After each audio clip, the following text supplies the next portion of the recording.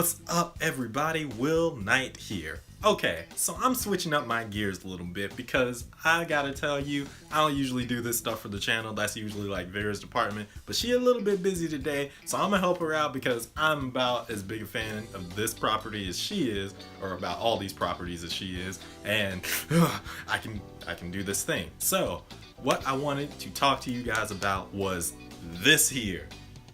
That's right, the first promo for the big DC TV crossover on the CW, like this November, has finally come out, and they've got this nice old school like comic type of picture. It's funny because when I look at this, it reminds me more of like Marvel comics, because they used to do the thing with like the heads all around. I don't know if that was a DC thing back in the day, but it's still very comic bookish, and it's really awesome. I like the art style. It's pretty dope. So what I want to do right now is like kind of dissect a little bit of what's going on in this photo so that we can kind of get a bit of a hint of what's coming for us later in October when all these shows come back, and what the idea of this Fortnite crossover will be. Alright, so the very first thing that we can see here is that Iris and Barry are finally getting married. I'm pretty sure that's Iris. If it's not Iris, then Barry got some splaining to do.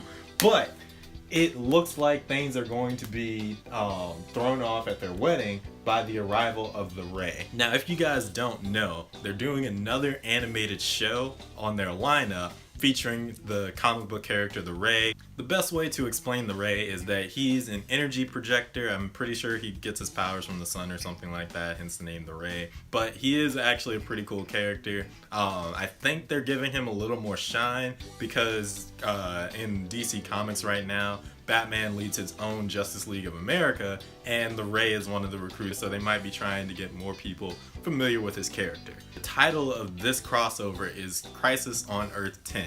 That leads me to believe that the Ray takes place on Earth 10. I already knew that he took place in a separate universe where the Nazis won World War II, and Supergirl, Green Arrow, and the Flash are all supervillains that work for the Nazis, and the Ray leads like a resistance band in order to try and stop them and like topple the Nazi regime. It looks really interesting, but I haven't really caught up with like the animated DC universe.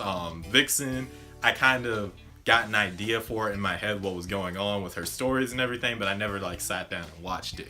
This one actually looks pretty cool though, so I'm eager to see where they go with it.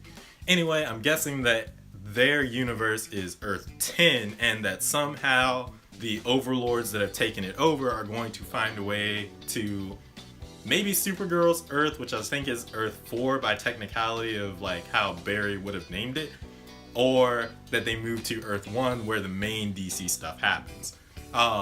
If that were the case, I don't know why they would get Supergirl, other than the fact that they would probably need Supergirl to fight the evil incarnation of Supergirl, but hey, this is a crossover event, I'm not gonna worry about it. Speaking of which, I really do hope that this is an actual 4-show crossover event, because the last one was really just 3, and you could kind of say that there was a 4th in there, but legitimately everything that happened in that first part happened again in the second part, and it really wasn't even but like 30 seconds at the end. So please give everybody their shine in this. Like, set your time aside, DC. You already got us watching the stuff. You know what we here for. On top of that, we also get to see who's going to be like getting a little bit of shine in this crossover event. If you don't know, usually in like old-timey comic books, when they have all your faces around the side, that means that you are a pivotal character in what's going on. May not be that you're doing like the utmost in the story,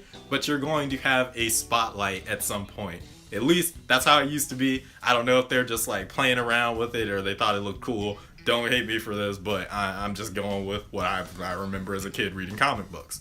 So it seems like everybody is getting a little bit of shine in this crossover, which they're going to have to, because an evil version of the Flash, Green Arrow, and Supergirl from like these TV shows, that's, oh jeez, that'd be ridiculous. To be honest, I'm actually very confused as to how the Ray managed to survive. I know that he had like freedom fighters fighting with him, but those were characters like Red Tornado and like all these other like I don't want to say B-list because I do actually like some of them, but they're nowhere near the power levels of like Flash and Supergirl by themselves, and DC's version of Arrow is just ridiculous. Like, he might as well be Batman, so I don't understand how in the world they could ever beat them.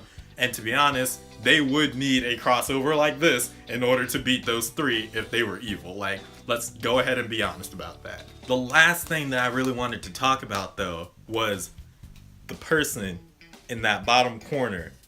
Like, down in the corner. You get to see everybody else, and I know who everyone in this picture is.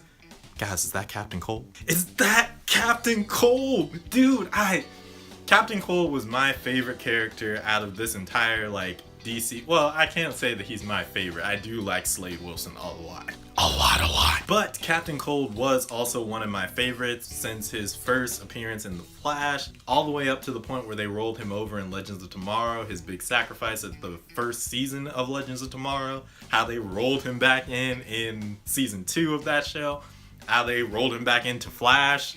Like, man, Captain Cold is the truth. Like, come on, y'all. Anyone who's seen these shows, y'all know Captain Cold, he gets mess done.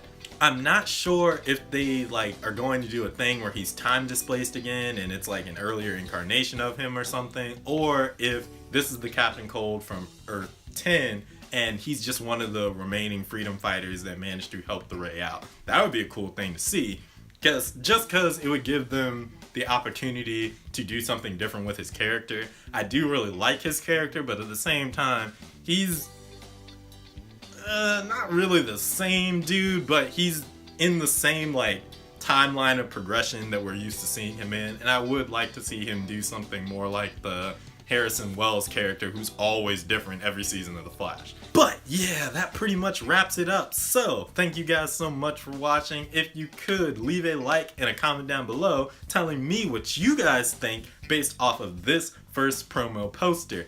And be sure to subscribe so that you can help light the fuse on content you want to see. It's still hot outside and I am wearing a long sleeve like hoodie jacket just so I can kind of show it off for you guys. So I'm gonna have to get out of this thing. Be brave, be bold, be you, and hopefully I will be in your future.